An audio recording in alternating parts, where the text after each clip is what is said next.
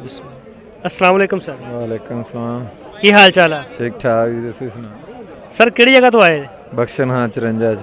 अच्छा बख्शन खां जो चिश्तियां दे और हासलपुर दे सेंटर सर बकरी आ? जी सर। किन्नी उम्र है दी? ये जवान है जी। किन्ने दंदां दी है? 6 दंद।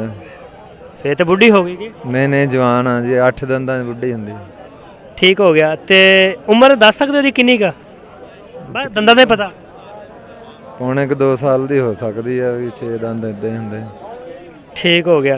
ते इस बकरी दा जेहड़ी है नस्ल केहड़ी है? ये देसी है जी। देसी? अच्छा ते रेट शेट दा की है? ਇਹਦਾ 5000। बच्चे बुच्चे भी ਇਹਦੇ ਨਾਲ ਹੈ कि नहीं? नहीं नहीं ਕੱਲੀ है। छड़ी है? हाँ जी। ਲੱਗੇ ਕਿੰਨੇ ਹੁਣ ਤੱਕ? ਲੱਗਦਾ 18 17। ਮੂਡ ਕਿੰਨੇ ਕੁ ਦਾ ਬਣਦਾ? 20 22 ਦੀ ਵੇਚਾਂਗੇ। 20 22 ਹਜ਼ਾਰ ਦੇ ਵਿੱਚ ਹੋ ਗਏ। तो कोई प्यार मोहब्बत करके फाइनल यानी कि की रेट हो सकता है इस बकरी का? ऐसे 20 22 तो घट नहीं बेचनी।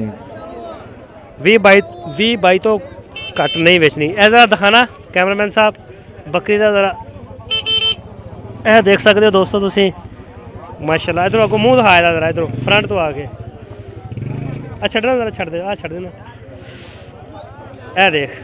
ए देख सकते हो 22,000 रुपया फाइनल इसकी डिमांड आ और लंबे लंबे कन्न ने माशाल्लाह काफ़ी खूबसूरत भी है और 6 दंद की दसी उन्होंने कि 6 दंद ही है। हलो तो यह दूसरा जो लेला है अपना आ जड़ा इतना नज़दीक आ जाओ ए जी दिखाओ कैमरामैन साहब इनू छड़ दो। यह भी दोस्तों पट्ठ है तुम देख सकते हो। अच्छा सर यदी उम्र किन्नी हैगी है? ये किन्नी मेरे कान च को दसी। हाँ जी।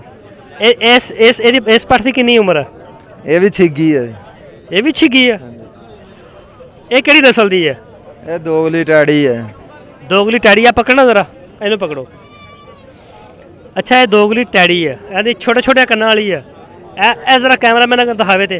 अच्छा ਇਹਦਾ ਕੀ ਰੇਟ ਆ?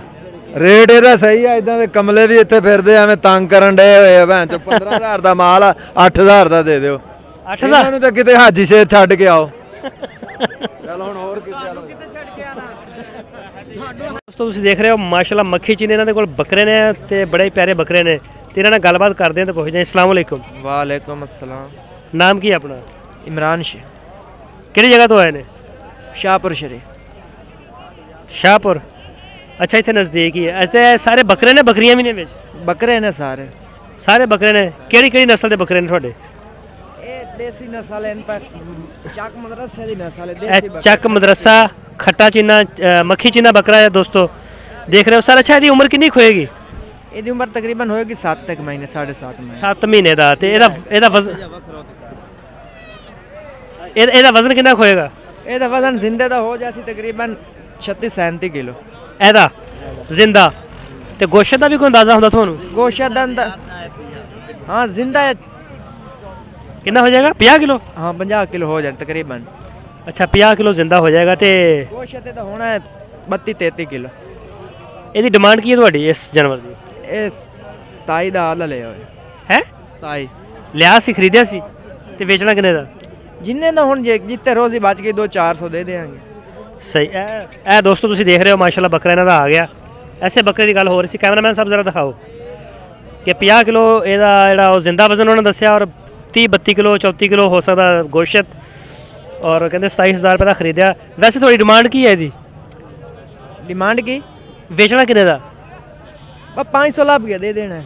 27,500। जे थानू फोन आवे कि तुसी पाकिस्तान दे किसी भी शहर च भेज सकते हो माल? भेज दे ਤੁਹਾਡੇ ਕੋਲ ਸਾਰੇ ਮੱਖੀ ਚੀਨੇ ਹੁੰਦੇ ਨੇ ਜਾਂ ਮੁਖਤਲਿਫ? ਇਸੇ ਤਰ੍ਹਾਂ ਦੇ ਹੀ ਹੁੰਦੇ ਨੇ ਜਿਵੇਂ ਆ ਖੜੇ ਨੇ। ਬਾਕੀ ਨਸਲਾਂ ਨਹੀਂ ਹੁੰਦੀਆਂ ਬੀਤਲ ਜਾਂ ਰਾਜਨਪੁਰੀ? ਆਪਾਂ ਇਹੋ ਹੀ ਕਰਨੇ ਆ ਖੱਟੇ ਚੀਨੇ ਬਸ ਸੋਹਣੇ ਬੱਕਰੇ ਦਾ ਕੰਮ ਕਰਨੇ ਆ। ਬੱਕਰੀਆਂ ਵੀ ਕਰਦੇ ਆ? ਬੱਕਰੀਆਂ ਦਾ ਨਹੀਂ ਕਰ। ਬੱਕਰੇ ਦੇ ਸ਼ੌਕੀਨ? ਬੱਕਰੇ ਟੋਟਲ ਬੱਕਰੇ ਹੁੰਦੇ ਨੇ। ਆ ਉੱਤਾ ਕਰੀ ਟੋਟਲ ਬੱਕਰੇ ਹੁੰਦੇ ਨੇ ਆਪਣੇ ਕੋਲ। ਅੱਛਾ ਟੋਟਲ ਬੱਕਰੇ ਹੁੰਦੇ ਨੇ ਤੇ ਨੰਬਰ ਬੋਲੋ। 0300 ਪੂਰਾ 4148 250 0300 इंग्लिश है मैं आगे बोलिए ना। 0300 पूरा 4148 2 4148 आखिर थे 4148 तो आगे 4148 तो आगे 250 250